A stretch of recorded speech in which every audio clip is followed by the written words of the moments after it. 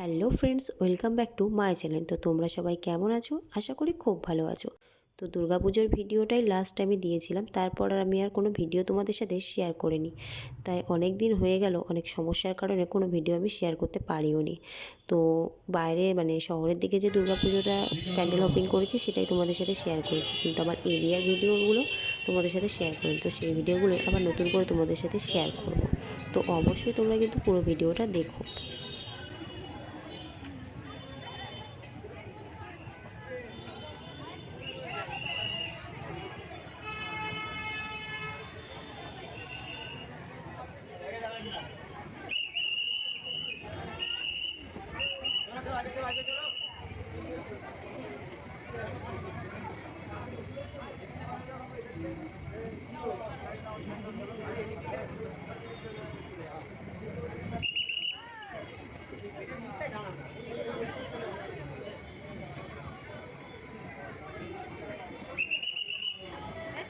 চলো চলো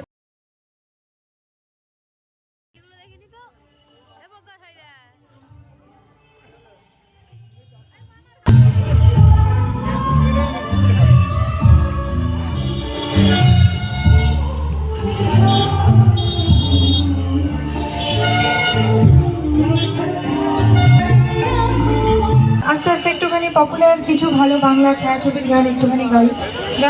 বাংলা ছায়াছবির গান চলবে তো? গান শুনে তারপর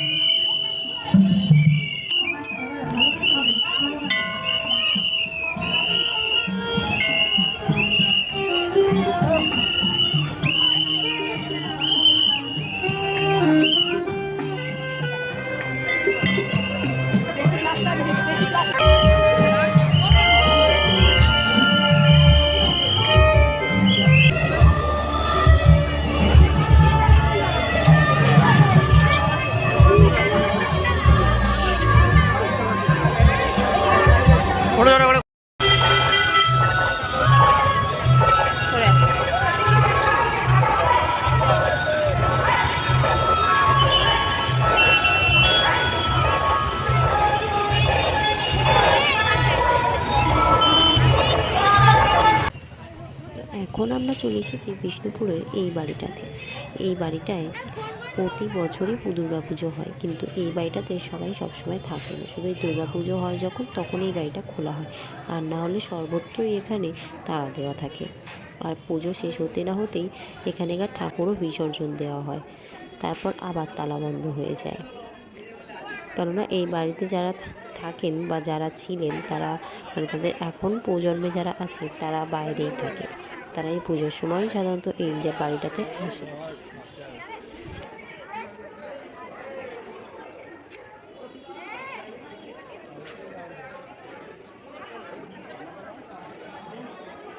জল নিকাশির ব্যবস্থা কোথায়?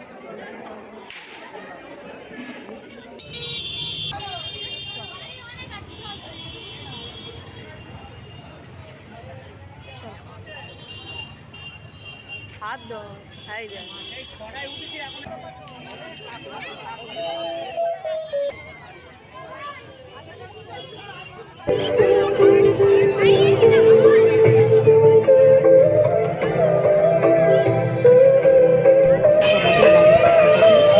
ঠাকুরগুলো দেখার জন্যে সপ্তমীর রাত্রেই বের হয়েছিলাম। আর তার পরের দিন যেহেতু অষ্টমী, বেশি রাত করাও যাবে না, ওই জন্য দূরে কোথাও আর যায়নি।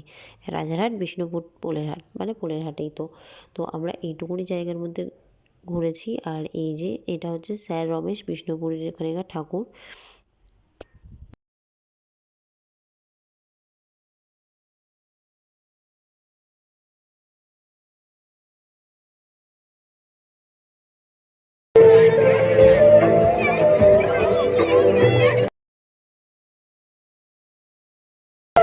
দাদু ফোন করছে আমার।